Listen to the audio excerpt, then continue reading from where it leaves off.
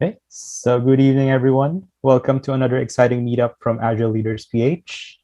Again, for those who are new to the meetup, please feel free to check out our Facebook page, Agile Leaders PH, and share with your friends. This session would also be live streamed as well via YouTube. So for those who are unable to join the session, please feel free to do so. A bit of a background as well. Agile Leaders PH was created in support of Agile servant leaders in the Philippines and how they might be able to share insights, collaborate to grow, and learn new skills, techniques, and strategies in order to create true and meaningful impact in their respective organizations. So before we start, we would like to thank Johnny for helping us in regularly setting up the event, as well as to those who has been consistently attending the meetups. We appreciate the effort. So we'd also have a Q&A and poll option later via Slido. The link is available on the chat, also on the slides that Johnny is showing right now. So for tonight's session, we would be joined by Brent Que, a prolific Scrum Master, Agile coach, and learning facilitator. So Brent, could you please tell us what it is that you would be sharing with us tonight? Oh, wow. So that's a very interesting question. I would say that I will just be exploring what it means to be agile in very, very explorative way. There's really not much of like a frame of reference to it. There are a bit of it, but we'll probably explore that as well. So it's not something that agile practitioners that is baked or designed for them, but it's for everyone else who would be interested about what this means.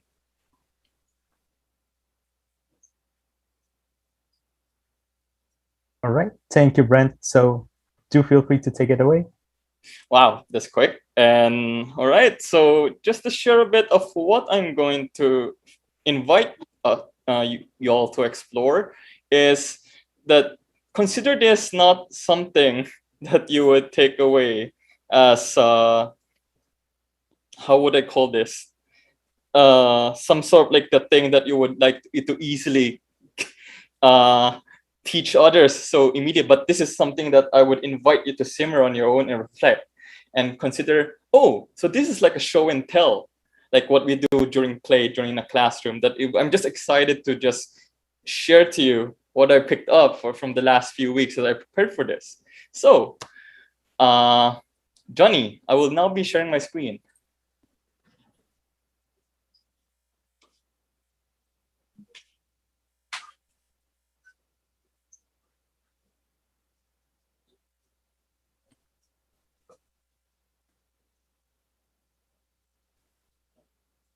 All right, so the title for today's presentation is about becoming and being agile. And it's really just a playful wonder on the adaptiveness in our daily lives. Uh, I know that this word sounds very familiar in the agile space, and they pretty much have a lot of camps as to what agile is, what agile is not. And of course, there's all of them is just a definition or non-definition of what agile is. So for me here is trying to just explore, but not create more camps as to what agile and create more how to say this, more division, but trying to bring people together to be playful on this. So let's begin with a very interesting question on what agile is. And let me present to you a box. So in this box is something that we don't know, but we know that agile is pretty much a word, a container. And if we're going to look at it further, it might be some sort of like a word that is structured grammatically in some way. So maybe I could ask something from the audience. What do you think agile is? Feel free to drop by some answers and let's figure out together what it means.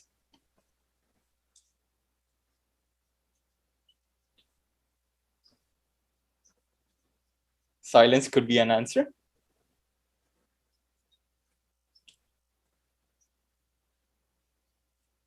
Agile is being adapted. That's what Grassel would say. What else?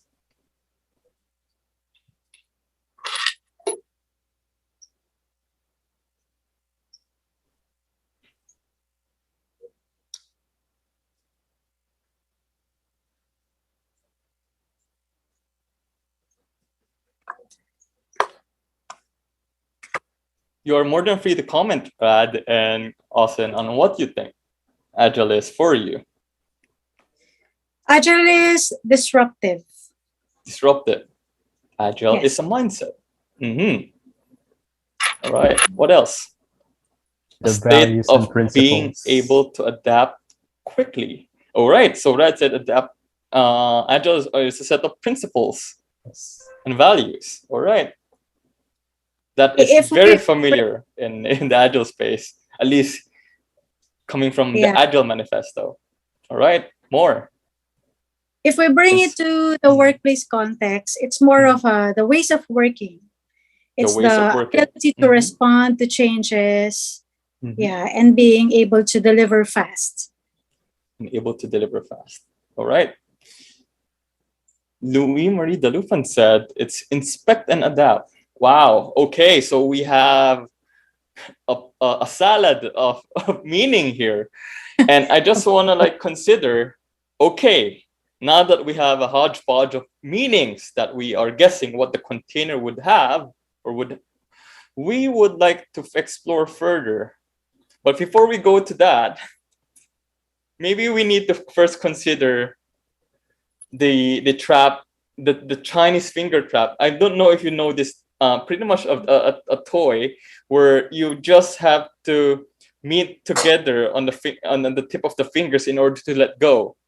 And what I'm considering here is that maybe there are really some definitions that you offered here that is quite I would say fascinating for others, and they would pretty much raise eyebrows and would pretty much raise skepticism and pretty much raise, okay, why do you think that way? And some other have a frame of reference as to that's not what it is. But again, not what it is still something about agile. So remove all the other remove the thoughts around that, but let's just explore around what agile is on our day-to-day life, because after all, a lot of the arguments that I hear has a lot to do with you're not agile, or you're agile, or you're just taking it on doing agile. But to wonder, are there really polarizing difference as far as how people would mean what it means? So before we create competing camps, of which I don't intend to, we don't want to deny that Agile exists. No matter how we say it, we just figure out like, okay, this is the meaning that we want to share, and let's explore that. All right. So before we go forward, I just want to make sure that words carry meaning, and it's just a placeholder for all the rest, just like this box. And as meaning makers, we really ascribe something to that word, and we carry it so dearly. And when we carry things so dearly, something really happens. And so, how do we create these meanings? And if you think about it, it's how we sense the world, however shifting that world is. And when you sense something, sense can come from our faculties, like smelling, touching, hearing, tasting, seeing, and feeling. And if you're gonna consider that as part of the input as to how that meaning is derived from that, and also the memories of the past, and usually the enduring ones. And now that you have this sort of notion of what Agile is, you tend to explain it to others and make it some meaning about a situation that is unfolding, and say, okay, explaining what has happened to predict what will happen. And so we move forward to going into a little bit of reference as what the authors write about, at least the authors of the Agile Manifesto would write at the beginning. And they would say, we are uncovering better ways by doing it and helping others do it. So I really like the word uncovering, because it means it's not something that people lack, hence I have to fill it in, but rather it's something that you have to just open up and see, oh, so there it is. And it's really interesting. So it's really not really an empty space, but it's something, well, it could be, we don't really know until to the point that we start to explore what it means based on the shared meaning that we have. So at least everyone could probably agree what Agile is, at least in the dictionary, and probably Webster would agree. And what you can see is that Agile is an adjective. You put an adjective to describe either an object, which could be an Agile community, an Agile person, an Agile dancer, and it stems from shift. It doesn't necessarily, but just doing something with grace. It can shift, it can transform, it is responsive, and in change, being responsive to change can also mean that we are learning better in how we learn things. So we're going back to the topic of which we're going to explore, which is, what is Agile, and how are we being agile, or are we becoming agile? And it's more of like the events that are unfolding we want to explore in our day-to-day lives. So let me put up forward some examples that I picked up that are really, really interesting. So the first example that I would offer here is a story about castaways.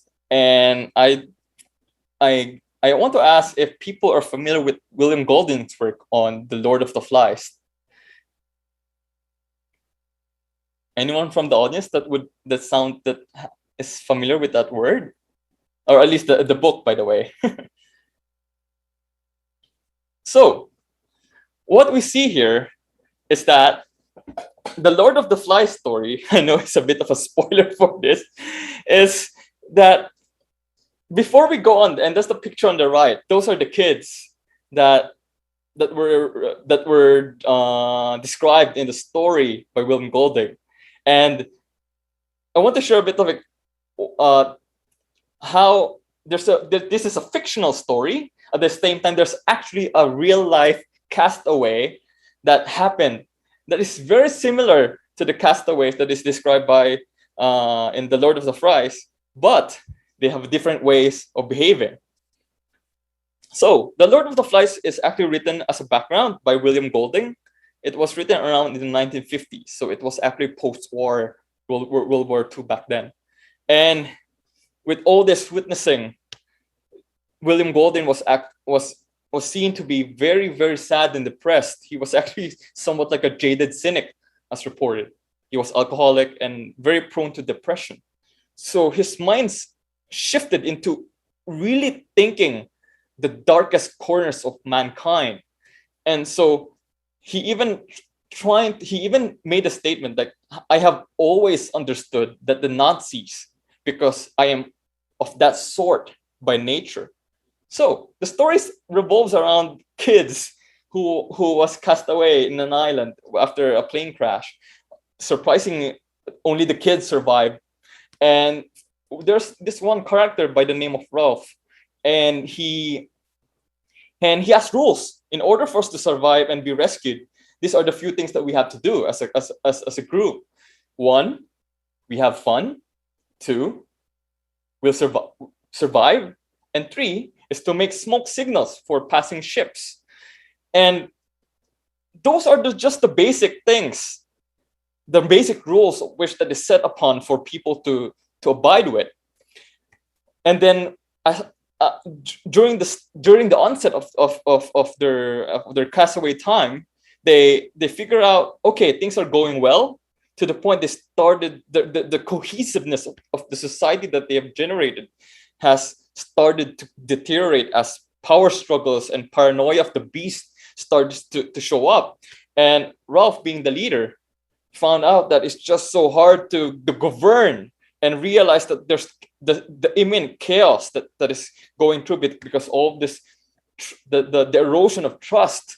And so when William Golding was portraying all of this, he was trying to put into text how bleak, or how much of a dystopia that how he sees the world. So when you see the world that way, you lose hope. And it's a very sad tale and a very tragic tale. And it just speaks that, hey, you know what? We'll end up being just brutes. So to give a bit of a hope to this, there's a parallel story of castaways that actually happened in real life. And it was actually, the tale has been pronounced by Rutger Bregman, a Swedish historian, I think, that it is in his book, Mankind, the Humankind, A Hopeful History, where it was told that in around 1977, there's actually 6 boys that was part of the Tongan tribe who was cast away. And it was a very interesting story, because when people read William Golding's work, they would say, okay, they're gonna go crazy, and after that they're gonna kill each other. But something shifted here. All day, they build a manifesto of how they would survive, which is to say, we shall not quarrel. And with that, they end up with a very, very thriving society inside the island of which they trapped in. They were rescued eventually after 15 months. And after 15 months, people start wondering how they were able to do that. And how are they able to thrive? And all they end up saying is that, you know what? We do have conflicts, but we ended up gracefully responding to those conflicts and remembering that, okay, we're not here to quarrel. We're here to be of them agreed that, okay, this is really the North Star of which we tend to go on. And every deviations from that is something that they would talk about. And so it's something very interesting. It gives a bit of a hope that, it's not always a hopeless case. So this is one example of a very, very interesting story of how different cultures would end up with different outcomes. And as you can see, this is a bit of a demonstration of how adaptive people are. The question is, adapt to what?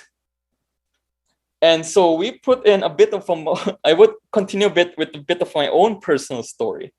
And my personal story here has a lot to do with a bit of my solo biking in Hualien in Taiwan last 2019, where I biked alone in the East Coast. and I thought that it was a well, I would say a well-planned event, and it was something that I of course prepared for, because this is not something that is easy. Of course, I would do all the planning, and the planning has required me to not just consult people who have tried it, at the same time not being too attached to whatever opinions that they have about the event, at the same time knowing that whatever they say about the complexity of the journey has is different from how I would experience it, and at the same time how I'm going to carry it forward with all this knowledge will be different once I'm actually right there. And behold, yes, when I started to now settle in the territory, the liminal space between to bike on to that East Coast, realizing with optimism that I could actually do it at the very start, only ended up I can't, because of all these circumstances that happened.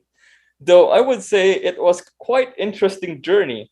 I was packing all my stuff, only to end up with some of my stuff just cannot be transferred by another channel. So I have to carry it along with me. And I realized that even a small, tiny amount of weight, in terms of right around kilos, would be a killer for when you're biking on a slope. And it's no joke that when you try to bike on a slope, it would be a totally different circumstance. It would be, for me, I would say, exponentially difficult. So the problem for me here is the ordeal that I faced has a lot to do. Is not because of course I would start questioning whether I practice enough for this. Did I actually show up well? Did I rehearse well for this? But when did I actually show up well? Did I rehearse well for this? But when push comes to shove by nature, I realized that, okay, shoot, I have to really figure out what contingencies that I have that actually works at that point. Luckily, I was able to have a bus stop that I encountered, only to realize that it was quite a few kilometers away. And so I used up all of my strength to go to that bus stop and waited for a while, only to figure out, okay, it's good that there's actually a bus stop going back. It was not part of the plan. And it was crazy because at the end of the day, it's those people that I met along the way that really helps recalibrate my map against the territory of which I'm seeing. So, is that how adaptive I could be in terms of responding to the change of my encounters? Yes. And of course, this is not really a much of a regular thing. Pretty much, I violated quite quite hugely, because at the title says it's a daily event that's happening to us. That is something that we could pretty much explore. So let me try to keep zooming in from a fictional story into something personal, and now we're going towards something like this. So I'm sure everyone could probably guess what this looks like. And anyone from the audience would think what they're doing?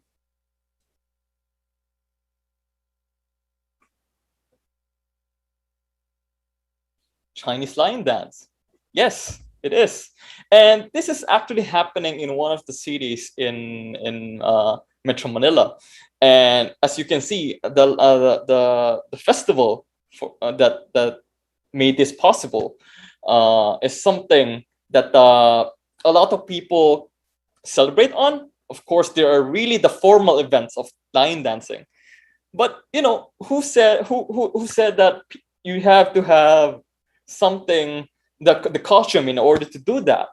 So we have these street children that you can see that manage to figure that out with the resource that they have in order to replicate the festival, at least through this, at least or I would say the activity for the festival. And as you can look, just by doing just having a box and a cape or a towel or a mat and some, what would say, some sticks and some cans for the drums, and you could already see how the childlike innovation of which is exhibited here. the resourcefulness and the way that they improvise things, the repurposing of all these elements of which they have. And a lot of times people will say, oh yeah, we don't have the resources, or the question is, how resourceful are you? That's the next question, of which you can do these things. Of course, it's unfair that we could say this applies to all circumstances or all contexts, but try to think it in your own terms, in your own life. How, in what times do you felt that you repurpose things? You made use of something that is originally not for its purpose, but eventually you did, like a towel for the cape, or for the case as the dragon head or the lion's head. So what can allow these conditions to happen? And so we move forward with a bit of like an interaction with the audience, and perhaps ask yourselves, okay, hold on. So ask yourselves, what other life circumstances encourage or compels you to navigate all of this uncertainty and responding accordingly? Perhaps somebody would like to share a bit about what those are. Okay, somebody said it's COVID. Yes, definitely. What else? Keeping up with your job. Keeping up with your job. Keeping up with all your career challenges. How do you sustain being erudite? How do you sustain juggling your time between family, work, and career, and make sure that you are climbing up the ladder of success and not being stagnant? All right, we have a lot of interesting points. Romantic relationships? Romantic relationships. That's well, interesting. That's one, of course. Yeah. Realistic one, yeah. All right. Of course, some of them are privileged. Some of them are really daily activities that almost a lot of people are doing. And relationships is really a powerful context to which we need to explore further as to what makes it so uncertain, and how are we really responding to it. So if we could do this on a day-to-day basis, then after all, we are pretty much agile. The question is, are we agile to what extent, and how far, and how well are we doing it? And probably that's the next question, because after all, we like to put it in a lot of wiring camps, where there's this camp that is, the people who are agile, and the other camps, the people who are not agile. And you started to see how that doesn't work anymore, because it anchors on some assumptions that there's actually a duality of it. Okay, so let's move forward with one. What do you think that is something that we've been doing every single day that requires us to navigate the uncertainties in the context of we are in? Maybe I get a bit of a few seconds before we actually move forward from the audience. What do you think?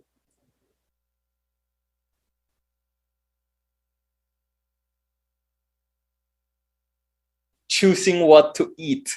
Wow. There's a lot to think about. What places or ingredients do you want to cook? Assuming that you have a lot of options to think about.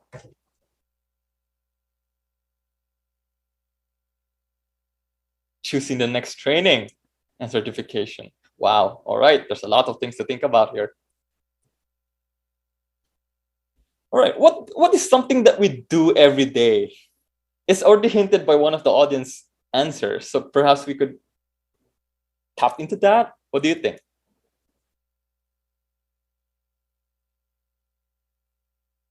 It's something that you do every day. Routines. Okay. Keep going. Facebook. Okay. I can't help but laugh. Thank you, Richard.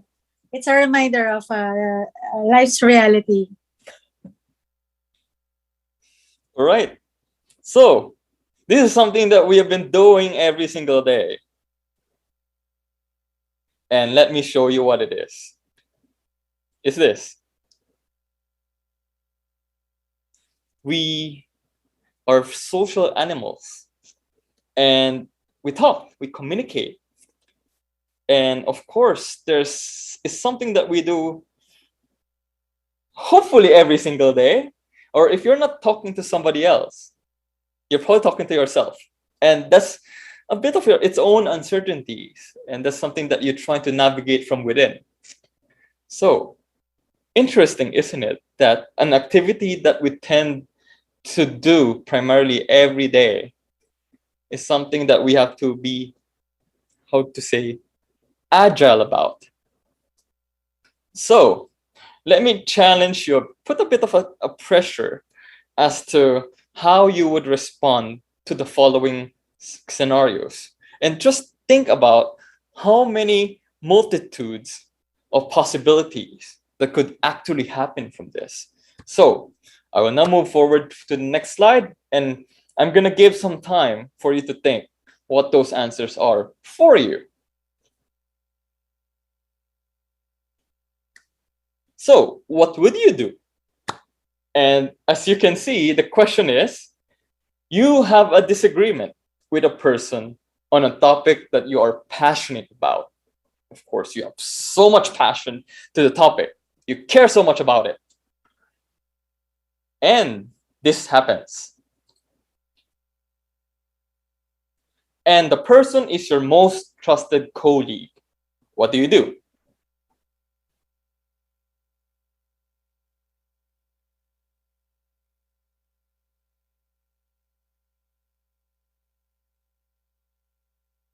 Of course, there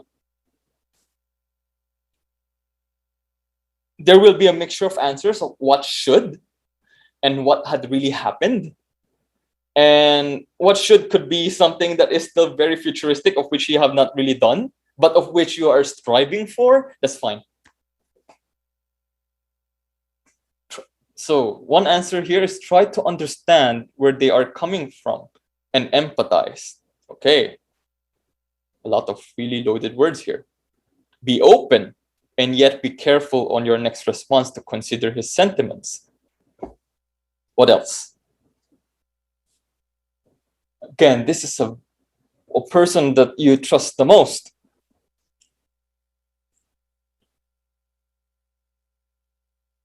And you just have a very, very, I would say, if you're going to amplify it, a heated disagreement.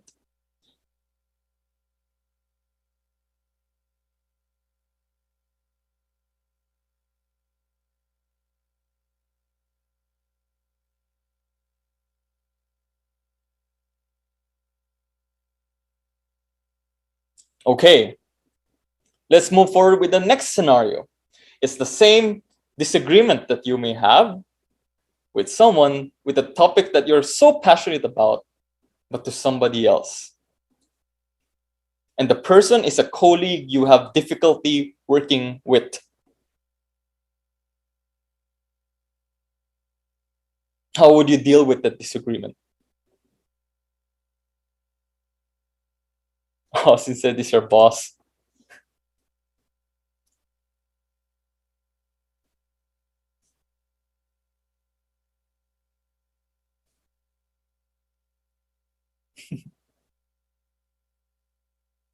There's always this person or people that you so having really, really difficult time working with.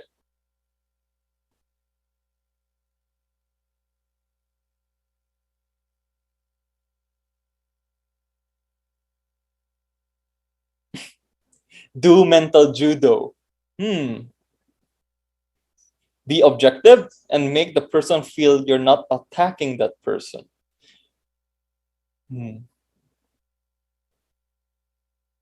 Allow the colleague to have his way and learn from it.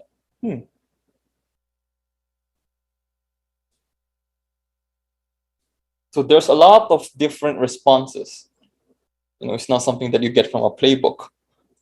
Right? But if he insists to take his path, I will still follow and be frank to tell the consequences and the accountabilities.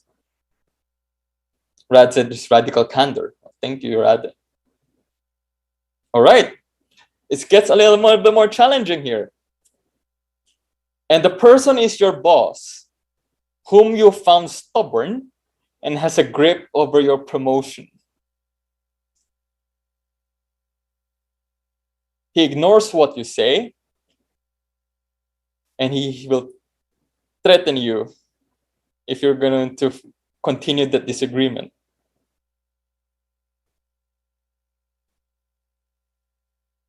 How would you respond?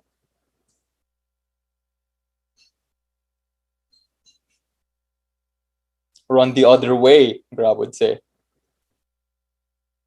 If there's a 360 feedback, it's available. I'll share that to their superior. Choose between flight or flight. Assess your chances of winning and contingency plans if you're going to lose your job. I will seek help from his boss or her boss.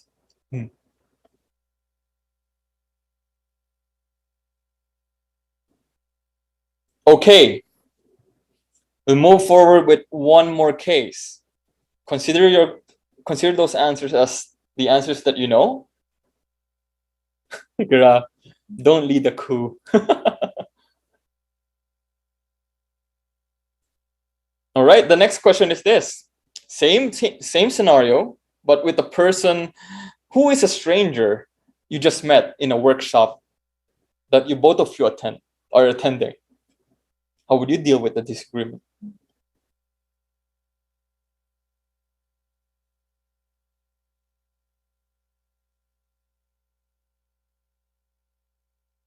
Let the disagreement pass. I'd be more keen to know about that person rather than disclosing myself. Put effort into learning about the person and their experience.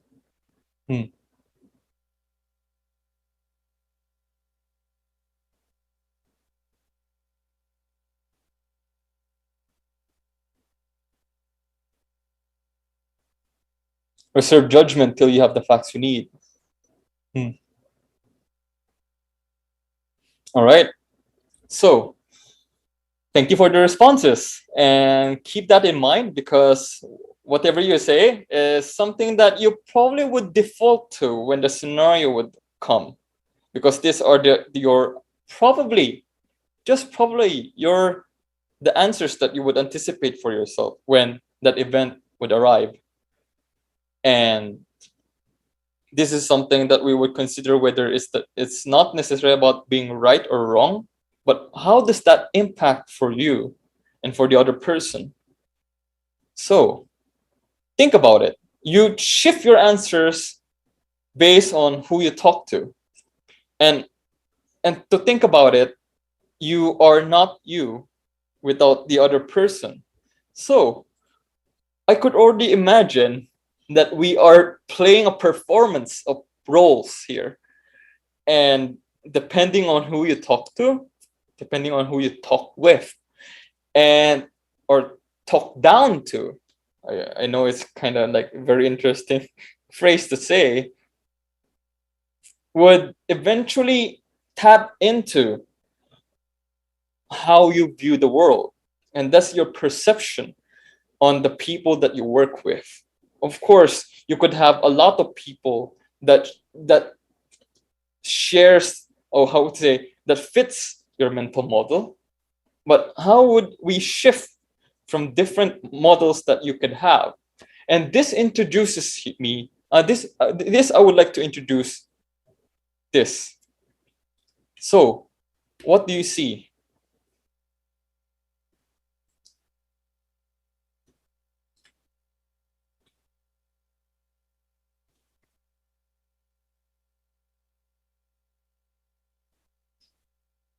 Mental models, of course.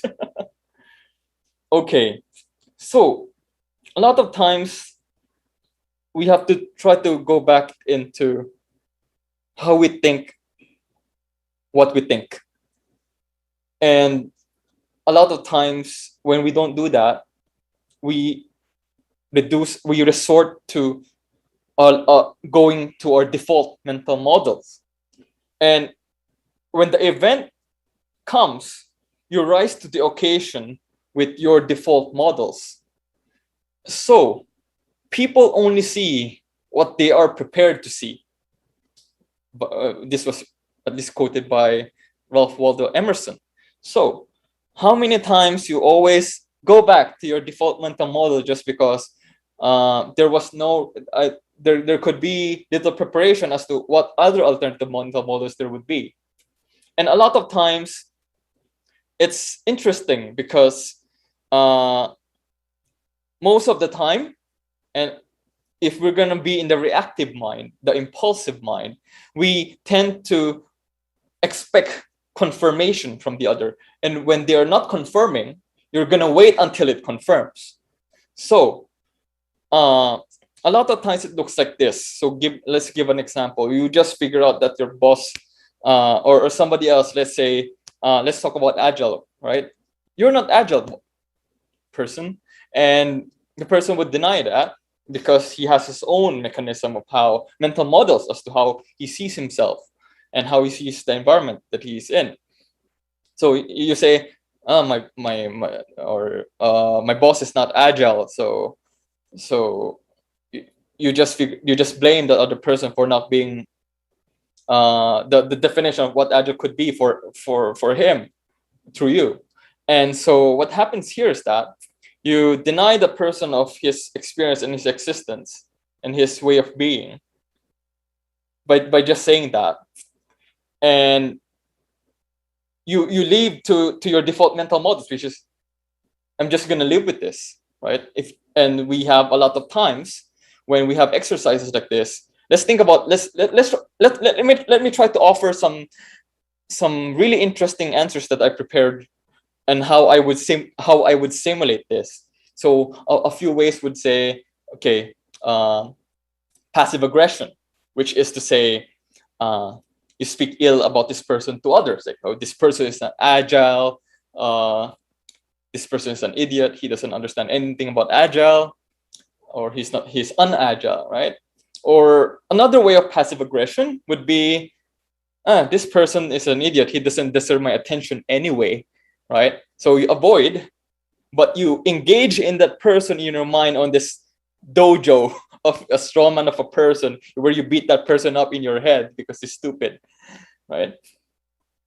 Or you have another way of being passive aggressive, which is to overcompensate and to say, I'm going to prove to this person that I'm right. So I'm going to get more facts about what Agile is and show it to his face, right? At least in my mind, right? Or you want to say very aggressively, how dare you disagree with me, right? How dare you?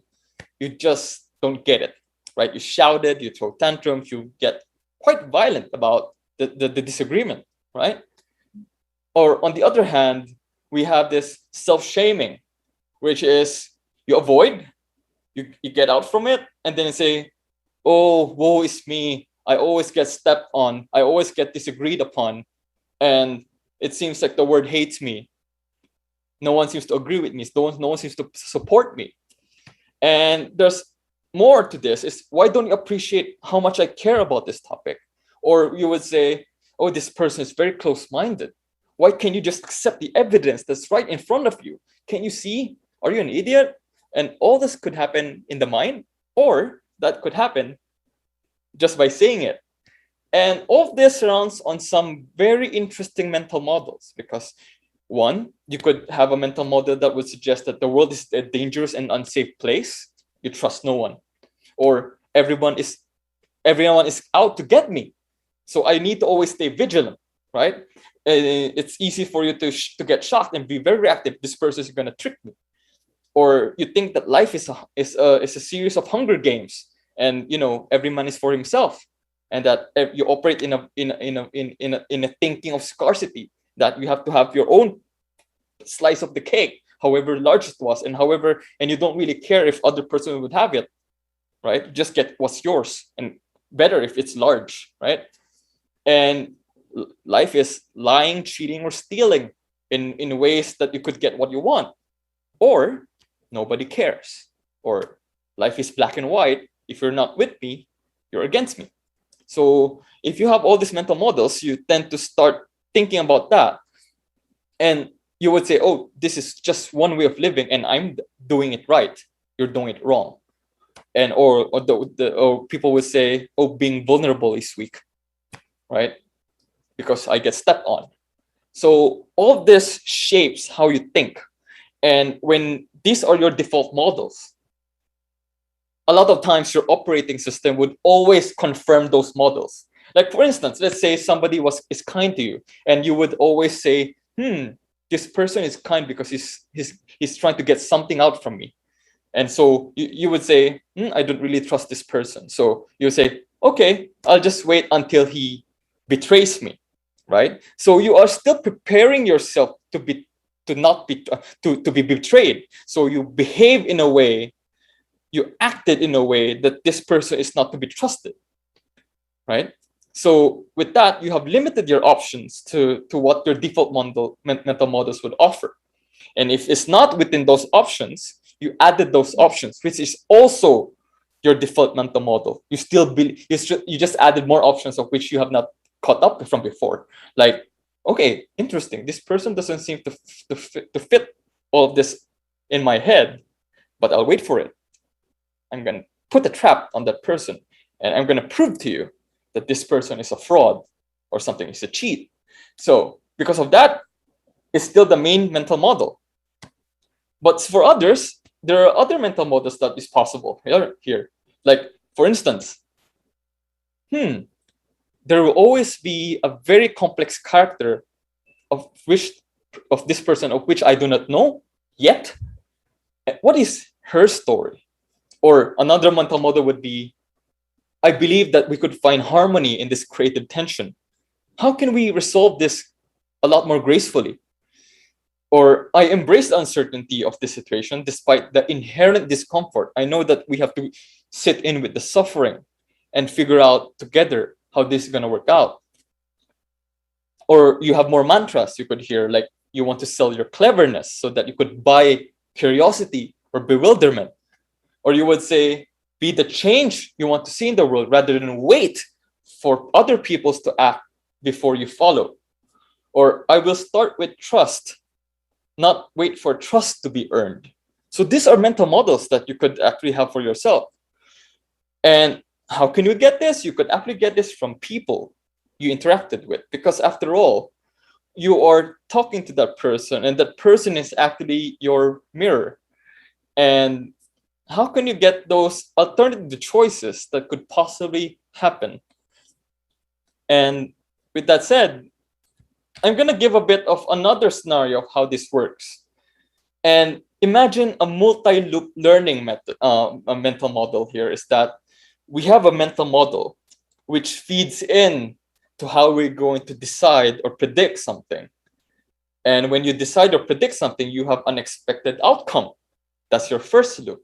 And when that outcome didn't go as what you expect, you change your decision, which is just the first loop.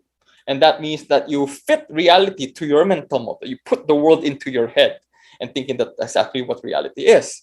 On the other hand, when you have more loops in place, your second loop would be you revise the mental model to fit reality and just putting it the other way around. And when you put that other way around, it's still something that is still within your mental models that exist, that is the default mode. But you added more, you modify, but it's still within that space, right? It's like I'm waiting for you to be trapped into that proof, that the theory that I thought of you. And that's hard because you're still stuck with the mental model that you have. So probably let's add another governor in place to a mental model to revise that mental model, which is the third loop. And to consider, this is where you shifted, you transformed, you change your container from one to the other. And to think about is like thinking from the earth is the center of the universe into the sun is the center of the solar system, right? And this is a shift This is not an addition or a subtraction of the same operating system. It's not just an upgrade. It's a shift in the kernel of your operating system, right? And this is really, really a paradigm shift of which is happening in our lives. And this is interesting because we never thought of what adulthood would be. If we have theories on what child development would be, we also have adult development. And this is not adulting as far as the meme of when I'm adulting. I need to go to work, a 9 to 5 work. I need to play. I need to deal with the drama at work, or I would say I need to pay my bills. I have to get my beer at the end of after work, or it's TGIF. So all of these are scripts that we play that constitutes adulting. But what does it really mean to grow as an adult without saying all this almost very superficial stuff about how to earn more, or all these things about what adults should be, right? At least how the social tensions, the social pressures would push someone to. So another way to think about this is think of a thermostat, right? And a thermostat adjusts itself, trying to command the air conditioner of the gap between the temperature that it senses, the target temperature, and the temperature of the room. So if there's a gap, it starts to command or operationally command the devices to correct that gap or to bridge that gap. But to think about it, no one asks, why is the target temperature that? Right? Why is it set into that target? And the next question would be, it's starting to the thermostat started to gain sentience and say, why am I in this room, right? And is this the only room that I have? And is this the only room that there is, or are there other rooms? And so this is a very interesting case to even get there, because a lot of times we learn because we want to get certificates. We learn because we want to complete a skill. We want to be better at a skill, a skill that is required from work, right? Something to get the job done. But how are we learning about how we learn? That's another topic, and another really deep topic to really consider. So try to really think about this. And maybe I can ask you, so how can we anticipate events to unfold before it happens? Right? Before it happens. And we are bounded by our rationality with our applicability on things. If we only have a hammer, everything becomes a nail. And we want to do a lot of mental shortcuts, but knowing the trade-offs of doing a lot of shortcuts would lead to, something that you might not want to have happen, not for you, not for him, her, or for everybody else. So, what do you think could help you anticipate events?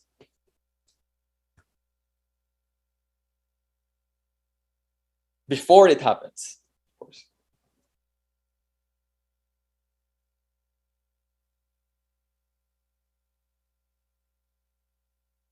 Learn about the history. The history has a huge part on the things. It's patterns, of course. I like what Grass said about patterns, or I would say rhythms. They would say history repeating itself, but it's not actually repeating. It's rhythmic, or maybe that's a different way of looking at it.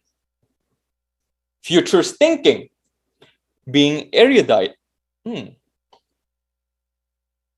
And now there's something that we can consider, because we have more to say than what we actually do.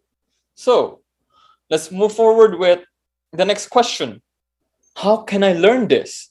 How can I be better at this? What does learning mean for me? This is interesting, because the irony of this is that a lot of times people learn so that they can prove themselves right. You know what I learned about Agile? I got more information about Agile, and then I'm gonna show to the world what Agile is. I'm better, right? But what does it mean to invite that person for his own complexity, his own story, his own complex space, to be brought along with you and have that sort of dance?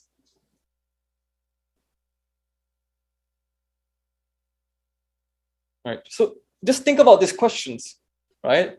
And I don't think this is something that, it's sometimes it's not really an answer, but might come up with more questions.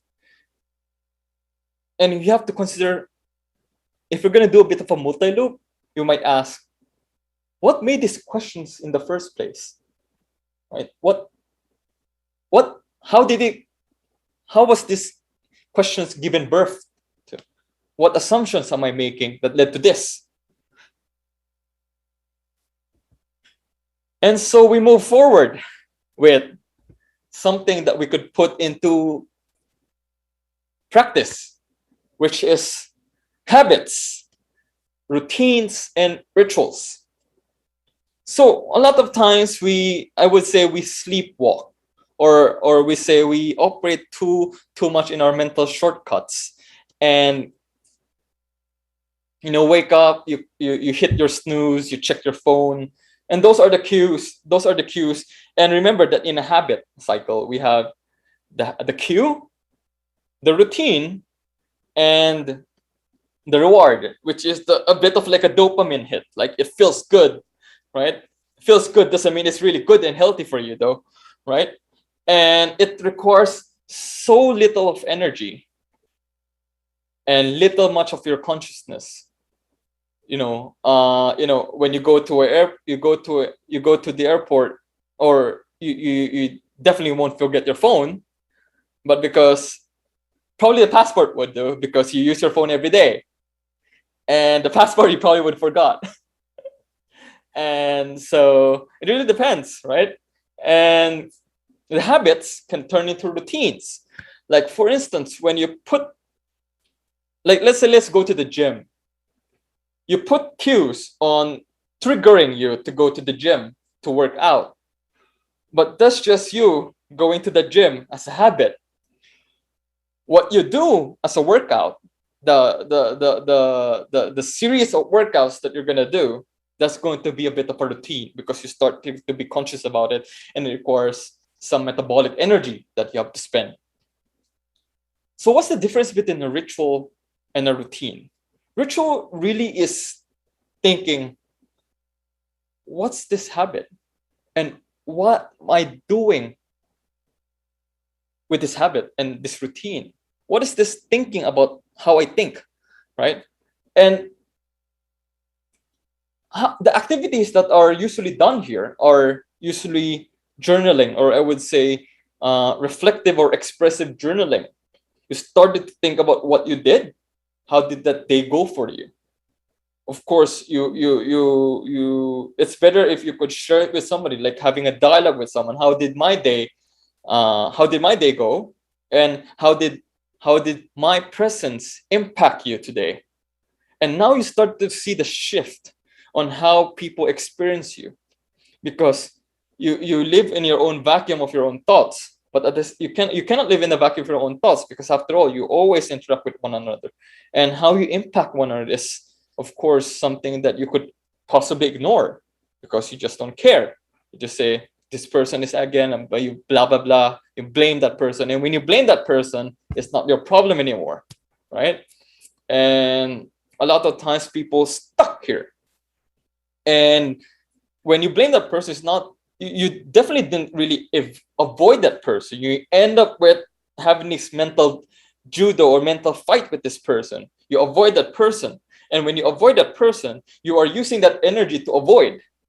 And so probably why even those people who are socially tired, who just felt that they're depressed, that it felt like, we are in a global connected world, but it felt very lonely. You felt burned out. You felt that the weight of the world is on your shoulders.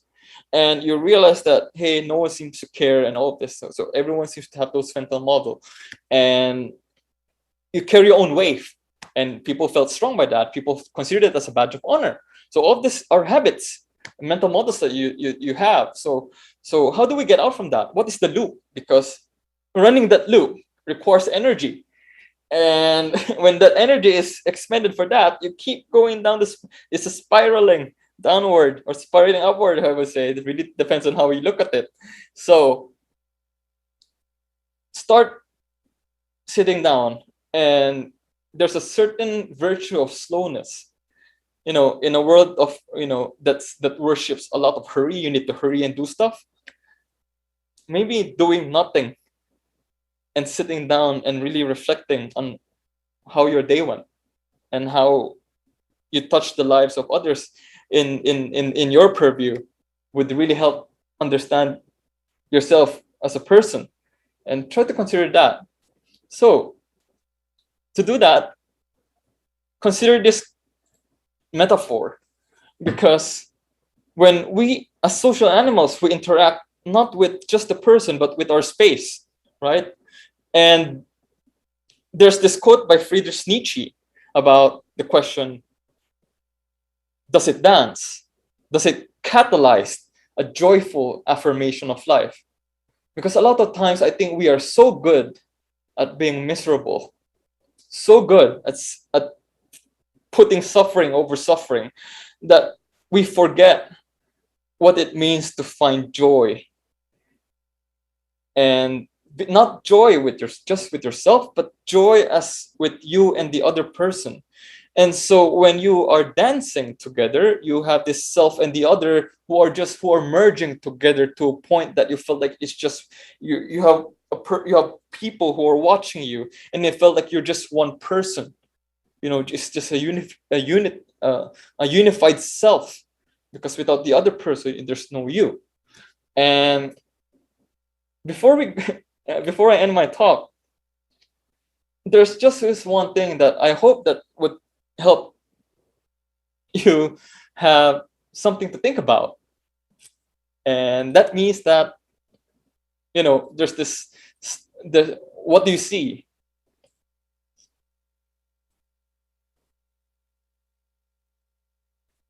There's, for those, maybe I could get some thread in the needle. Okay, so there's a bit of like a biblical connotation here, because it was actually from the eye of the needle, passing through the eye of the needle. Let me try my best to rephrase it. Is the camel could pass through that, but the riches of the wealth and of the wealthy wouldn't go into the kingdom of heaven. And all this is true because there's just so much weight we carry on our preconceived notions, our assumptions, that we cannot go through the space of this of the needle, which is actually a representation of a place in Jerusalem where there's this just very narrow opening of the gate of which citizens can pass through. So how do we actually pass through? And a lot of times people would say, let go. This is actually a reminder for me by Otto Scharmer, who developed Theory U, would say, let go and let come. And when you let go, what are you letting go of? And it's letting go of those past behaviors that have outlived their usefulness, because it doesn't work anymore, because it's putting more suffering than what it should. And consider that, and maybe at some point, this might just be a spark in your own transformation journey. And it's not about the agile camp or whatever framework camps out there that trying to kill each other or sue each other, but sitting together with the discomfort and having the courage to say, I see you. I cannot know for sure how I could understand you, but could you help me? That's my contribution. Thank you.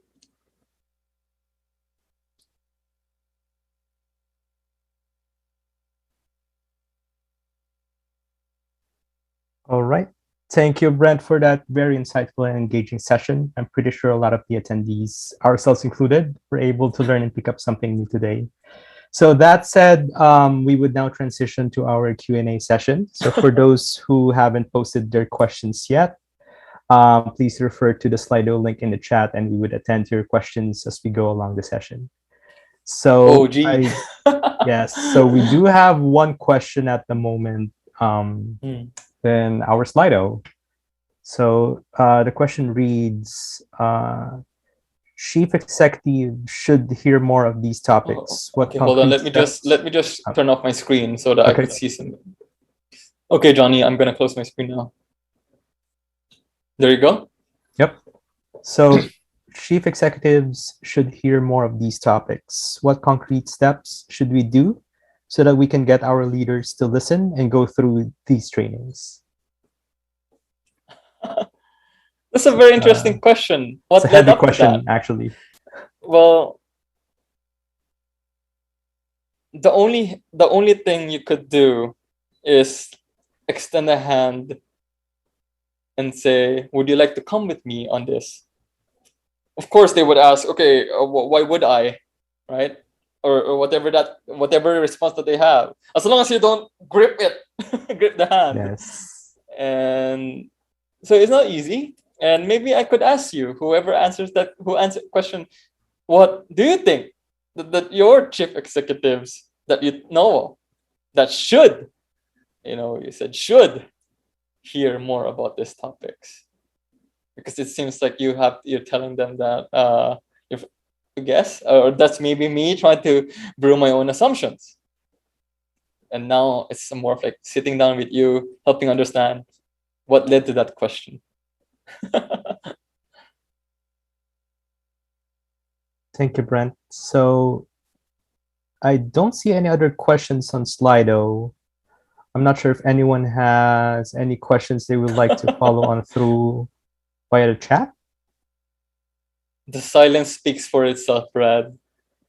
And I hope There's that a it's lot of things that we got to pick up a lot in line with systems thinking, streams of consciousness, zooming into diffusion, looking at it from your thoughts, diffusion in terms of understanding from a third person perspective and going back to yourself. So a lot of the insights that you shared today, some of us, we kind of know, but we don't really understand it or how to use it properly. So thank you for that session. So still checking if there are, so there's another question. So how does human behavior impact the value that we want to deliver to customers? So that's an how does interesting human question. behavior impacts the value that we want to deliver to the customers? Yes. Okay. Or clients. I see this is quite familiar here because what we consider value is it something that you prove to the customer that is valuable for you but not for the customer? Or does the customer tell you that, you know what you did touched me? Is that value? Or is it value because you delivered it to your customer? So it depends on the perspective. Yeah. Is it value and based it's always it's always I find that there's always behaviors. It's a performance that we do every day. How we show up in this Zoom. I could play as the speaker, but I was not always the speaker, but I speak. Right. So impact the value. It really the value comes up to when the person that you are serving is touched by what you do. And when you say touched, how do you know did it make his life or her life better? And what is better for them and not better because of what you say is better for them? Because a lot of times we help people, right? We help people because it's good for you. You always say that to our children, it's good for you. But how do we know what's good for others? And it reminds me of this quote by Alan Watts. This monkey that is trying to help a fish and telling the fish, you know what, get out of the water or you'll drown.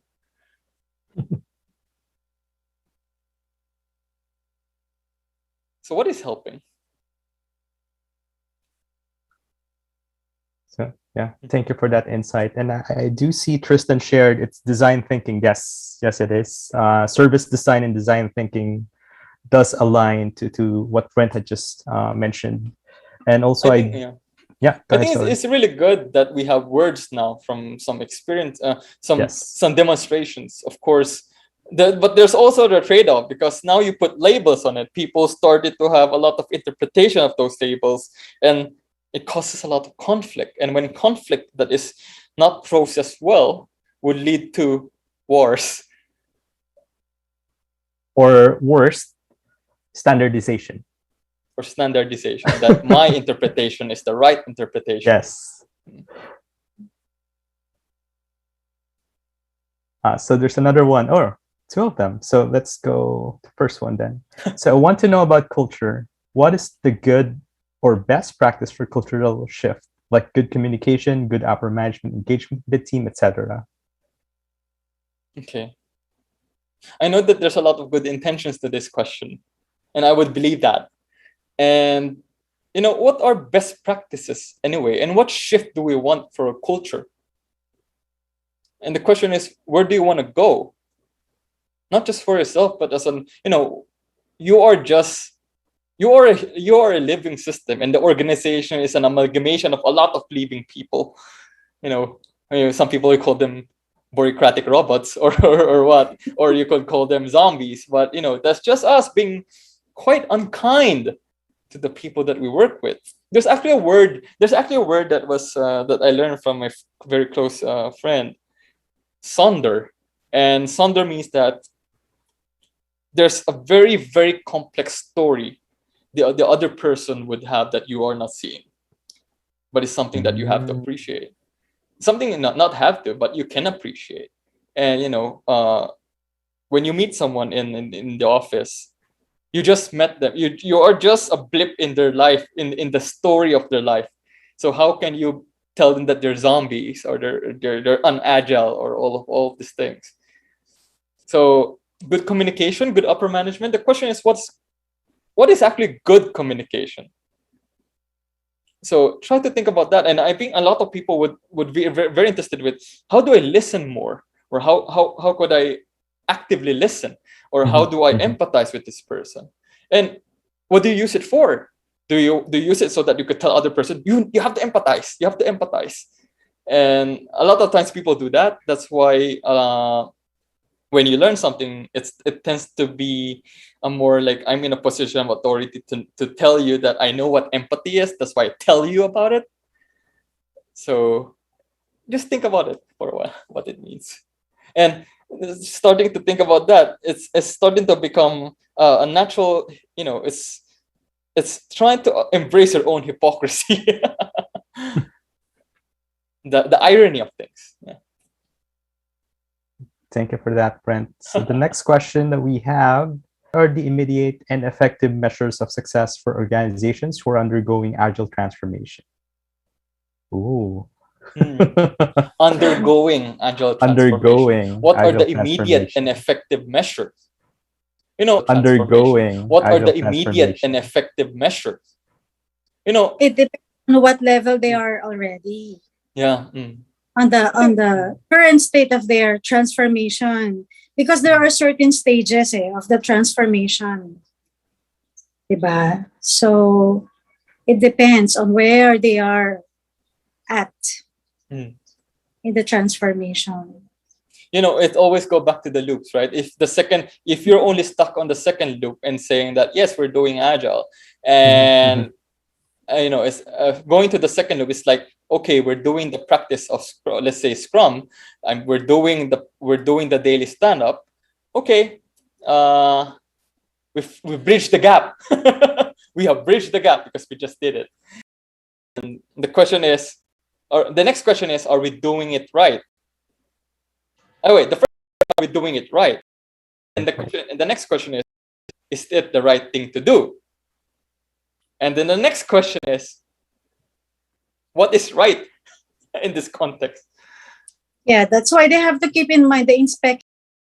It has continuously Usually, when the inspect to adapt cycle only ends up at the first loop or the second loop, and it doesn't wake the people up on from the Earth at the center of the universe to the sun is the center of the solar system, something of that sort. It's just well, it depends on the mindset. That's why agile mindset requires you to be it's interesting because reassessing. Oh, sorry. Go ahead. It's like the third loop governor. It's the mental model that revises mental models. Mm-hmm. And for me, it's I lost my stream of consciousness.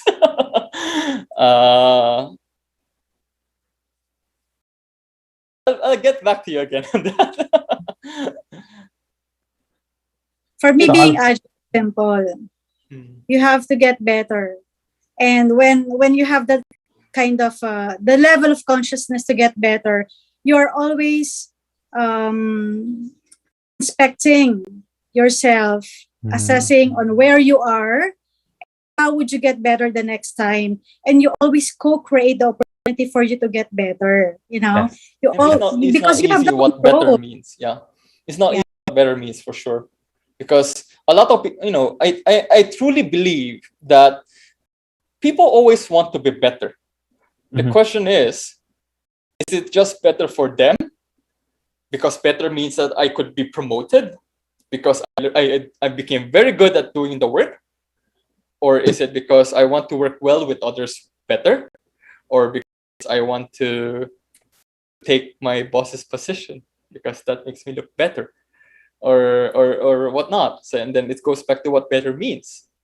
And it goes back into why am I working in this company? Or why am I in this culture that I'm in? And I'm not exactly a spectator of that culture. I am actually inside it. I'm an agent in that arena, gladiator with them, right? Yeah. So remember the systems thinking. It's like an onion. There are several layers of the onion that you have to keep uncovering, diba? Before you can say, oh, I'm satisfied now. Okay, next iteration. What should I do better next time?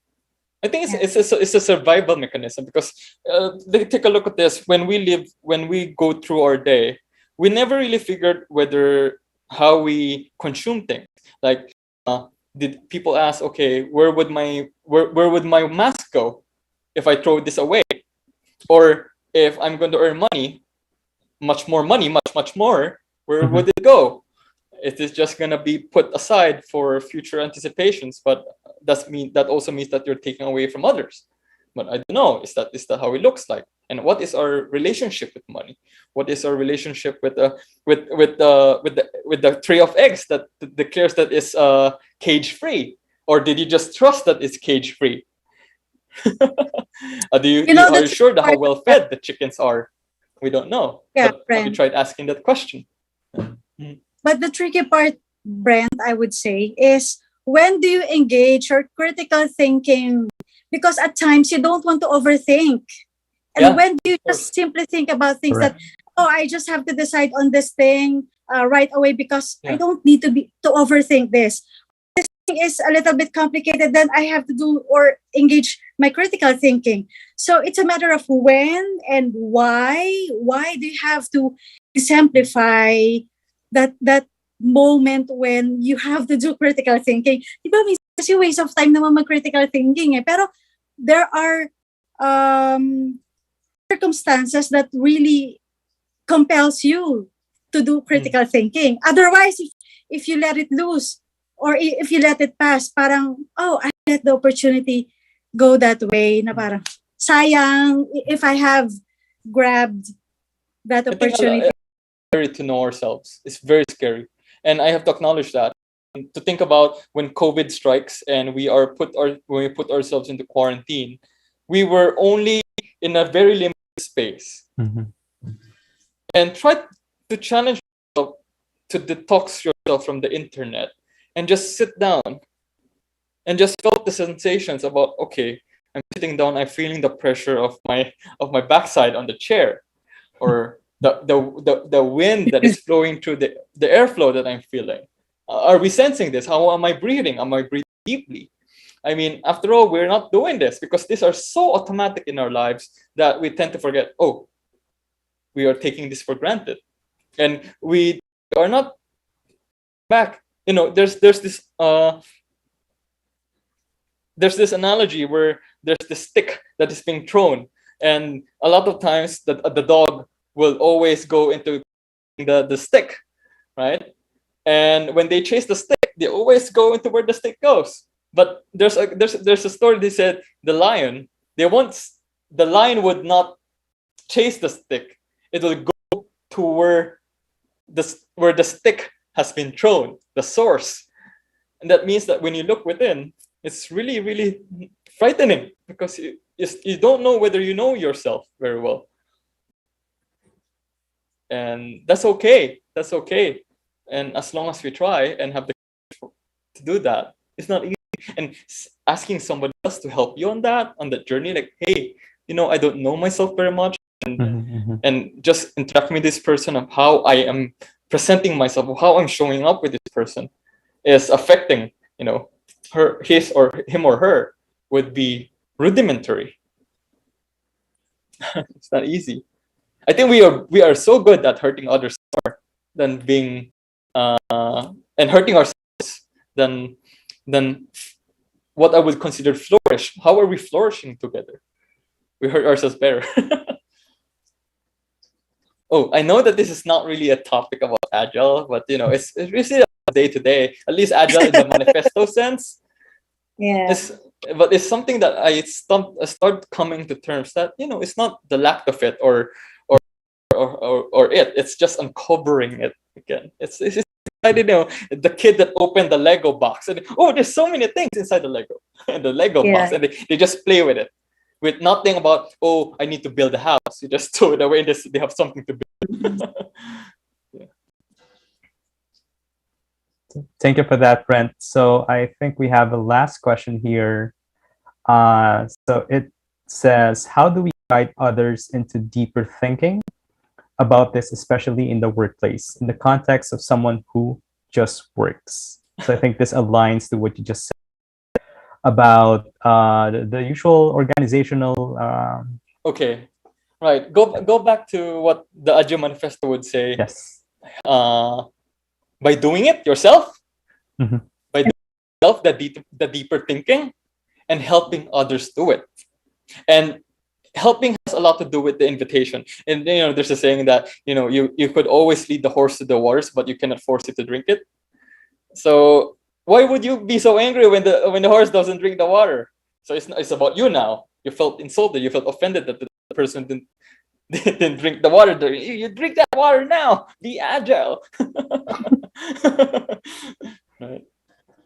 So it's not easy, and I started to think it has a lot to do more about me than the horse or whoever a person. I can chime in on that. I think one of the ways which I found actually that works very well on my personal perspective is you expose yourself with different people. Invite you to just think about these things. Maybe do a bit of like, okay, what just happened? And what is this person trying to say? Because if this goes back to your mental model, this person is just doing it for the sake of the speaking and all of these things, and all this running in your head, and you start stuck in there. And because I'm just affiliated with Agile Leaders, if you hate Agile Leaders, you hate me, or something like that, or all of these things. I know my mind is all over the place right now. Start with, what is your relationship with the things that you care so much about, and especially in the differences, because it's only in the difference where we can find the opportunity for kindness to be realized.